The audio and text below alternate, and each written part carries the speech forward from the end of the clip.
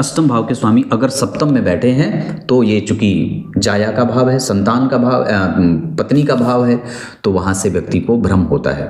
पत्नी कई बार कंफ्यूजन वाली हो जाती है, कंफ्यूज करने वाली स्टेटमेंट देने वाली होती है, लोगों के सामने भी आपकी कमजोरी निकालने वाली हो जाती है, मित्रों के सामने भी आपकी हंसी उड़ जाए, मजाक उड़ा दें आपका, आपकी मतलब वो उस तरीके का प्रतिष्ठा आपको ना दे। तो इस तरीके का मतलब पत्नी से उस तरीके का जो बोलते हैं ना कि आदर ना मिले, प्रतिष्ठा ना मिले, तो ऐसा कब होता है? जब जन्म कुंडली के अष्टम भाव के स्वामी सप्तम में आ जाए। ससुराल के लोगों में आपकी प्रतिष्ठा उतनी नहीं रहेगी जितना आप जितने के हकदार हैं। ये ठीक, यहाँ से भी थोड़ा बहुत कष्ट ही होते देखा जाता है, पत्नी के कारण व्यक्ति का मन व्यय होता रहता है। उसके बाद अष्टम भाव के स्वामी अगर अष्टम भाव में विराजमान हैं और वो बलवान होके बैठे हैं, मतलब इन पे किसी शुभ ग्रह की दृष्टि है, तो सबसे पहले व्यक्ति की मृत्यु अच्छी होगी। अगर चर प्रकृति की राशि बनी है तो घर से दूर मृत्यु होगी, अगर स्थिर राशि बनी है तो घर के पास मृत्यु होगी, और अगर द्विस्वाभाविक राशि बनी है मतलब 3, 6, 9, 12, तो न तो हॉस्पिटल में न तो घर में, रास्ते में मृत्यु होती है। ऐसा कब होता है? जब जन्म कुंडली के अष्टम भाव में द्विस्वाभाविक राशि बनी हो। चर राशियां 1, 4, 7, 10, स्थिर राशि 2, 5, 8, 11, द्विस्वाभाविक राशि 3, 6, 9 और 12। यहाँ पे अष्टमेश बैठे हैं तो व्यक्ति समाधिस्थ होता है, अपने विचारों को मूर्त रूप को एकदम मतलब उसको सामने से लाकर प्रकट करने वाला, जो उसके दिमाग में विचार बन रहे हैं उसको समाज को बताने वाला होता है। देखो मेरे दिमाग में ये बात है, स्वप्न शास्त्र को जीने वाला, हथेलियों का अध्ययन करने वाला, सामुद्रिक विद्याओं को समझने वाला, दूर तक की यात्रा करने वाला, भीषण संकट से पूरे परिवार को बचाने वाला, और बहुत ही हाईली कंसंट्रेशन में काम करने वाला, बहुत उच्च विचारों के साथ, बहुत मजबूत सूक्ष्म दृष्टिकोण के साथ काम करने वाला, यहाँ पे बलवान हो जाते हैं।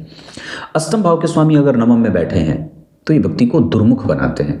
जहां व्यय करना होगा वहां नहीं करेगा, जिसके साथ मैत्री करनी है उसके साथ नहीं, शत्रु को मित्र, मित्र को शत्रु, कम्युनिकेशन गैप होता है, पत्नी को समय नहीं देता, दूसरे महिलाओं के संपर्क में रहने वाला, भाग्य को कमजोर कर देने की कृत्य ऐसा काम कर दे जिससे भाग्य कमजोर हो जाए, धर्महीनता रहती है, धर्म मजबूती से बना नहीं रहता है जीवन में। तो ये अष्टमेश अगर नवम भाव में होते हैं तो इस तरीके का परिणाम देते हैं। अष्टम भाव के स्वामी अगर दशम में होते हैं तो व्यक्ति को सामाजिक प्रतिष्ठा की चिंता नहीं रहती, मतलब उसके समाज के लोग, उसके घर परिवार के लोग, उसके बाहर पड़ोसियों में उसके बारे में क्या बात चल रही है उसको कोई फर्क नहीं पड़ता है, बस वो अपने धुन में लगा रहता है। कई बार वो इसी वजह से असामाजिक हो जाता है, पिता का सुख उसे कमजोर मिलता है, पिता का घर बिगड़ जाता है, कई बार विवाह बहुत दिक्कत से होता है, कष्ट में उसको जीते हुए देखा जाता है, और बहुत संघर्ष के साथ उसको सफलता मिलती है। अष्टमेश का दशम स्थान में बैठकर चतुर्थ भाव को देखना माता को विधवा भी बना देता है, ऐसा भी होता है।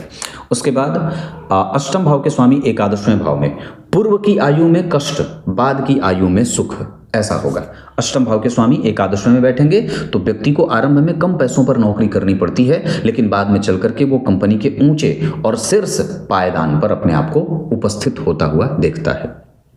ये उत्तम बात होती है, यहाँ व्यक्ति की महत्वाकांक्षा बड़ी अच्छे तरीके से पूरी होते हुए भी देखी जाती है।